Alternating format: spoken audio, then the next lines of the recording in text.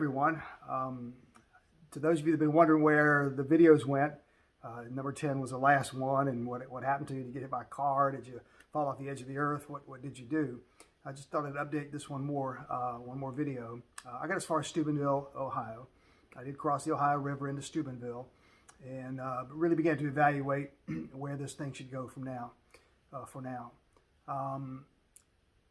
I learned a lot of lessons along the way. I made a lot of mistakes, and here they are. First of all, I did not train for this. I was under the stupid impression that 34 years ago I was able to run off 80, 120-mile days, no problem, and that I could just, after a couple days, I'd be back to that again. And that proved to not be true.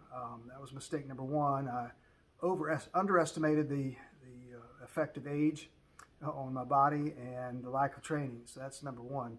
Number two, I started really late. September 14th was the first day.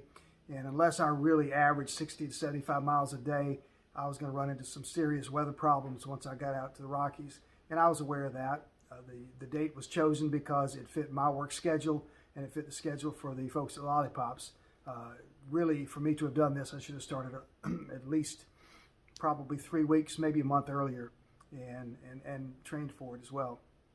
I also learned that just because your buggy can hold 100 pounds doesn't mean you should put 100 pounds in the stupid thing. I overloaded things. I got rid of the kitchen sink in Harper's Ferry, but I still carried way too much stuff.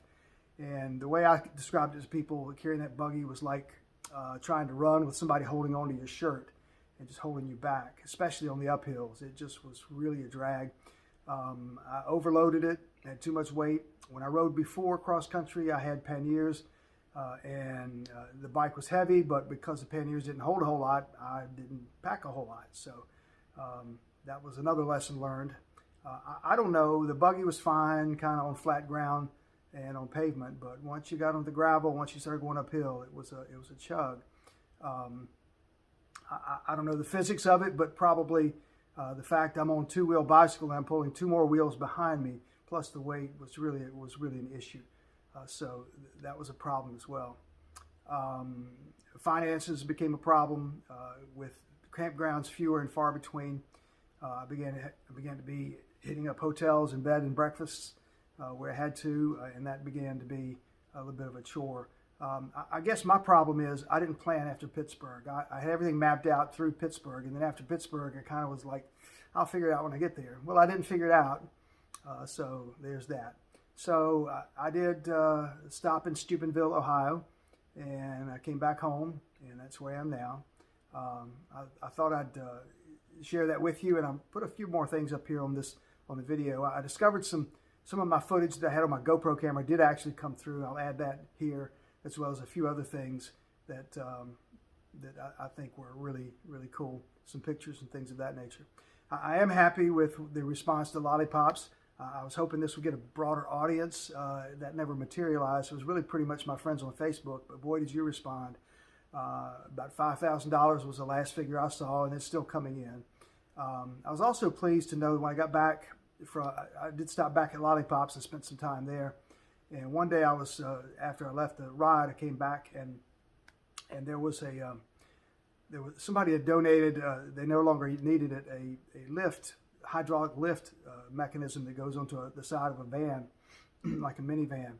And my niece Debbie, who's the director, she asked me one day, can you move that to the front of the warehouse because somebody's going to pick it up the next day. So I did. It was about 400 pounds, but we maneuvered it up there. She called me and told me that the person that picked it up had never heard of Lollipops. It was just because somebody had shared it on Facebook that they learned of Lollipops, and then they came and picked this up. And it's about a $4,000 to $6,000 piece of equipment that they could not afford, and insurance wouldn't pay for it. So it was just donated right there. That's the beauty of Lollipops. It just fills the gap where there's a definite need, and yet there's a definite lack of money or insurance or the ability to really pay. So it just makes a world of difference in the lives of people who really have a challenge every day. So to my friends and my family, thank you for your response to this. I'd like to tell you that God willing, next August, I'd like to maybe resume this. I'll go back to Steubenville, Ohio, and maybe try to trek on back across the west and see if I can complete it at that time. That is what I'd like to do. So that's my plan. We'll see whether that materializes or not. But you know, I had to take some solace. I felt bad about stopping the ride, but for all practical reasons, I really needed to. I was losing feeling in my right hand. Still haven't recovered that very much, and I had some Achilles problems, but from overuse. Those are all overuse issues. So now that I've stopped riding for a while, they'll come back. I certainly hope so. But it was quite an experience, and I'm very pleased with the response that people had. I felt bad, like I said, about stopping the ride, but I took solace in the words of Teddy Roosevelt in his statement, the speech he gave about while daring greatly. You should look it up. It's about the fact that you know it's okay to fail. It's okay to do that if you're striving for something of significance. If you're trying to do something that really needs to be done, the credit belongs to the person in the arena that strives, who fails, but keeps on trying. And that's what I'd like to try to live up to. So with that, thank you for everything, and thank you for watching these videos. I hope that you enjoyed my trip. And maybe next year we'll go to part 2, Steubenville to Seattle. I'll have to have a new shirt made for that. Thanks again. Good night.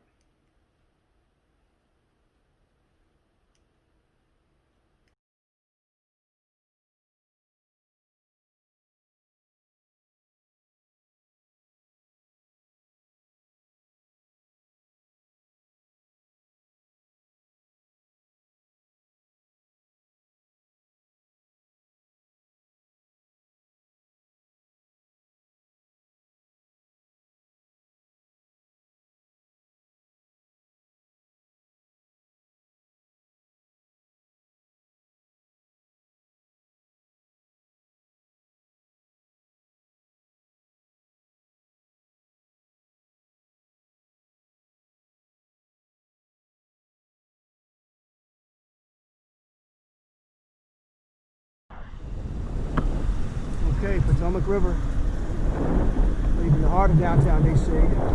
I've used my GoPro because I just can't hold a camera in one hand and do all this. So this is a helmet-mounted GoPro.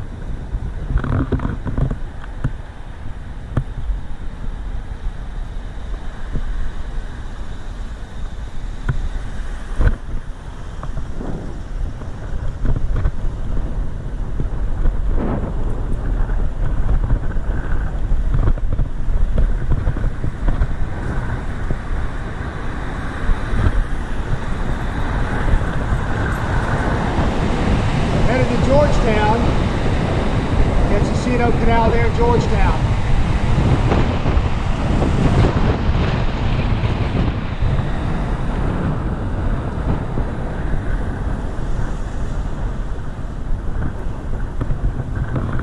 And that's Georgetown dead ahead.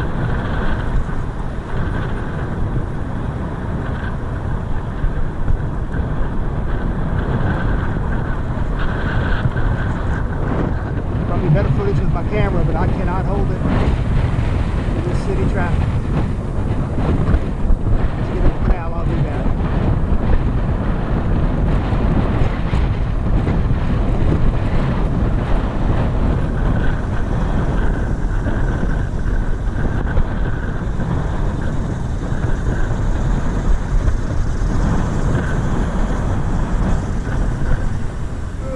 Bumps. More bumps. I think a while we used to carry this buggy behind me. I feel it pulling against me sometimes. So we're by the Kennedy Center right now.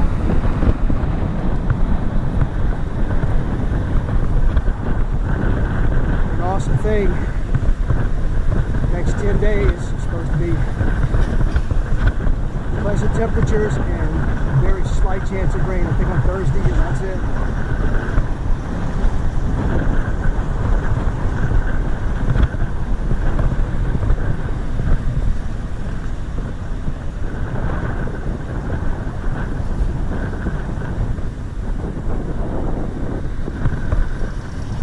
Pulling in check footage. in getting all this. GoPro stop recording. On the Potomac River right now, passing by Watergate Apartments. We all know about that, don't we? Watergate.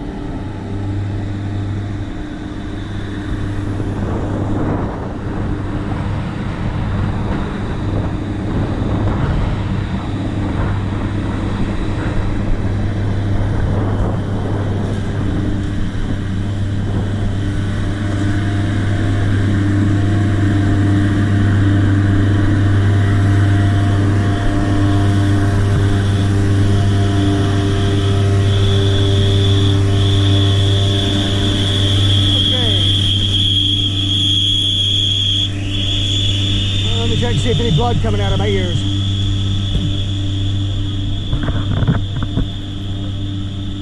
GoPro stop recording.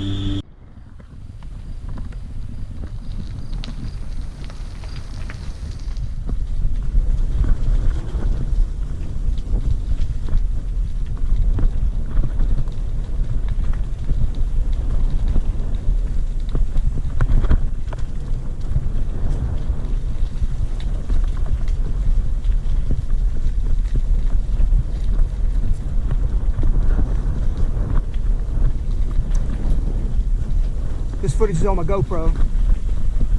I'm near Great Falls on the Potomac.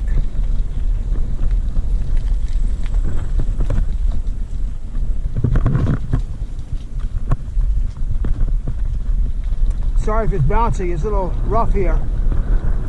Matter of fact, pretty rough.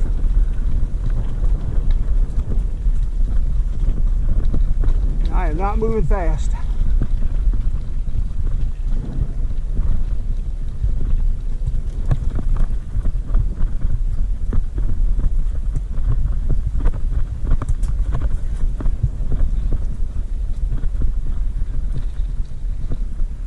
Thank you guys.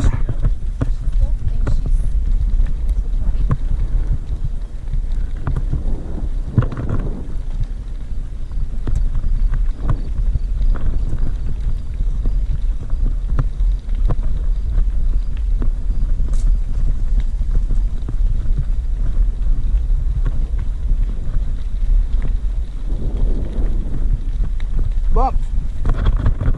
Okay, here we go.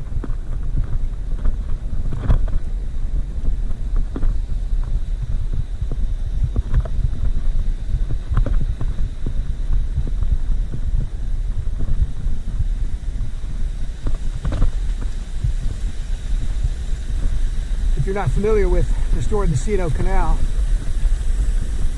designed to connect Washington and Pittsburgh by following the Potomac and somehow connecting with the Allegheny. I'm riding the old towpath that was used by the mules as they pulled the canal boats up and down the canal.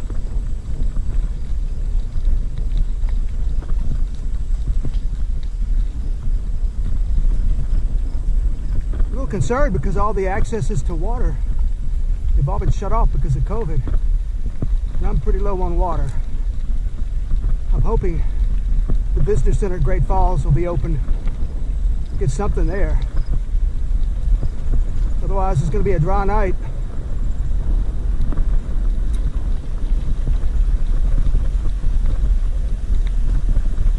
One thing about going upstream on the Potomac, on the C&O, is it's all uphill. It's gradual. It's maybe not perceptible to the human eye, but it's here. Then when you come to one of these canal locks, it bumps you up pretty quick.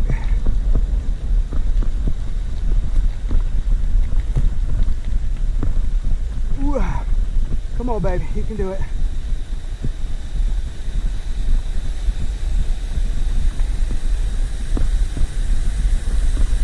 GoPro stop recording.